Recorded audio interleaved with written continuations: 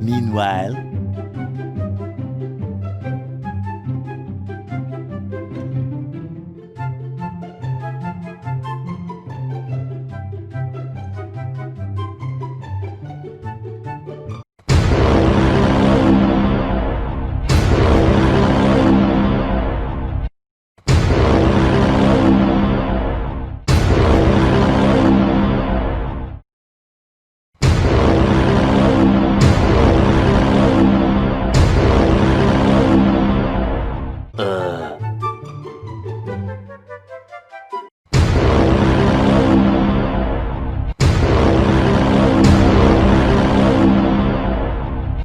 Man, this is all such a big mess.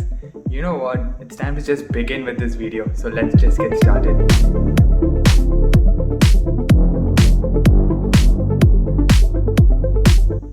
So hey guys, this is Thank You, and if you're new to this channel, you know what to do.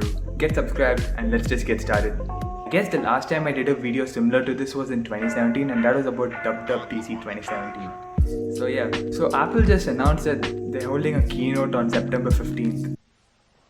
wow!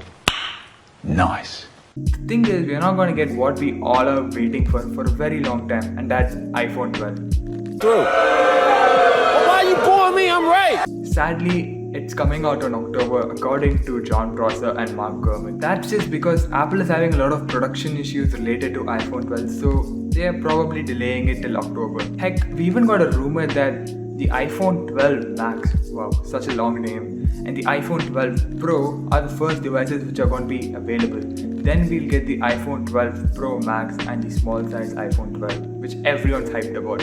But what we're going to see in this event is a new Apple Watch alongside a cheaper Apple Watch ST, a new iPad Air 4 alongside a cheaper iPad, and probably one Apple Silicon Mac.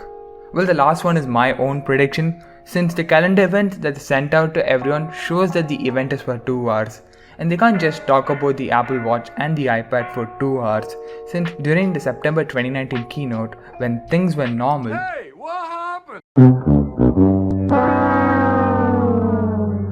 the Apple Watch Series 5 was just given 5 minutes of stage time, and I'm not even kidding about this part.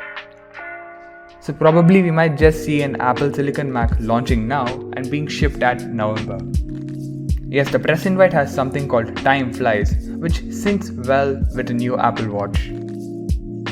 Another thing to spot is the invite has an AR demo, and if you have noticed which device is supposed to get improved AR experience.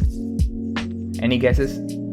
It's the iPhone 12. And developer Rambo, man, his first name is hard to read, discovered a code that suggests that we would be seeing an Apple Watch at this event. For real, all these things are so confusing. So let's just go through the leaks one by one. So let's start with Apple Watch, starting with Apple Watch Series 6. It's going to be replacing the Apple Watch Series 5, and also there's a speculation that it also might be called as the Apple Watch Pro.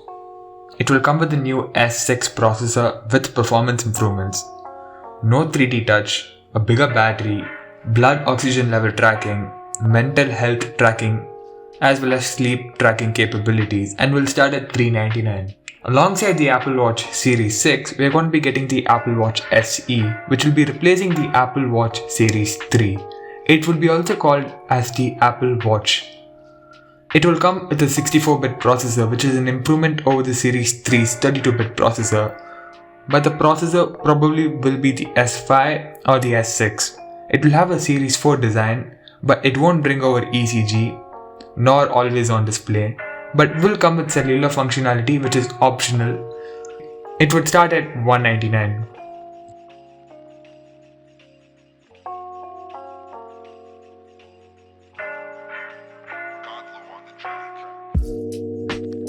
Next up, we have the iPads, starting with the iPad Air 4, which is going to be replacing the iPad Air 3. It would have the 2018 iPad Pro design, which brings over USB-C, Apple Pencil 2 and Magic Keyboard support to the iPad Air line, but doesn't bring over the headphone jack. Alongside that, it won't have a 120Hz display, instead it would have a 60Hz display, but also won't bring over Face ID, which is highly unlikely. But then rumors suggest that the iPad Air 4 is going to have a Touch ID sensor on its power button. but it makes absolutely no sense. It would come with an A13 or an A14 SoC and would start at $499. Next up, we have the iPad 2020, which is going to be replacing the 2019 iPad. It would have the same design, but then with an Apple A12 processor, and will start at $329. Last but not the least, we have the MacBook 2020, which is going to bring over the 12-inch MacBook design, a custom version of the A14X, codenamed Tonga for the MacBook, 8 gigs or up to 16 gigs of RAM, would come with 256, 512 or 1TB SSDs, would have 15 to 20 hours of battery life, a 720p FaceTime camera, one USB-C port, and the 4th generation butterfly keyboard, and would start at $799.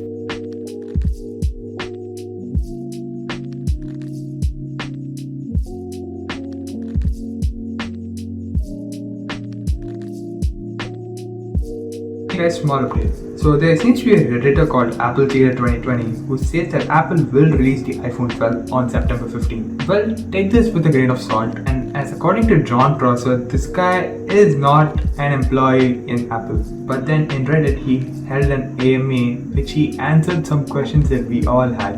It seems that Apple's holding an event which has a lot of correlation with AR. Now I'm going to be showing a screen grab of what I am reading out, so it'll be easy for you guys as well. Apparently here's a proof that he shows that Jon Prosser is lying, and indeed he is the source for Jon Prosser. So right now he has held an AMA which answers a few questions that we all really needed to know. Is the iPhone 12 going to be released in this event? And according to him, it will be released on September 15th alongside a Mac powered by A14X, also codenamed as Tonga. Man, if these leaks turn out to be true, then Jon Prosser and Mark Gurman are gonna have a lot of haters, and their credibility is gonna reduce a lot, since these guys still insist that Apple will hold an event in October where they're gonna be releasing an iPhone. Well, I still trust both Mark Gurman and Jon Prosser since they've got a lot of things right in the past. And I don't seem to trust this Reddit guy since there are a lot of dudes in Twitter who claim to be Apple leakers and leak random stuff. Anyhow, that's all for this video. Man, this video was a mess to create. I had to reshoot the last part just for talking about the AppleSeeder guy. Anyway, information is information, and I wanted to share it to everyone. So yeah, that's all for this video. Make sure to like this video. The dislike button also works, so there's no problem in that. You can dislike the video if you did hate it, and comment down below any of your opinions you have regarding my videos. If you did like this video, yeah, make sure to subscribe to see some more amazing tech content. This is Thank You, and I'm signing off. Peace out.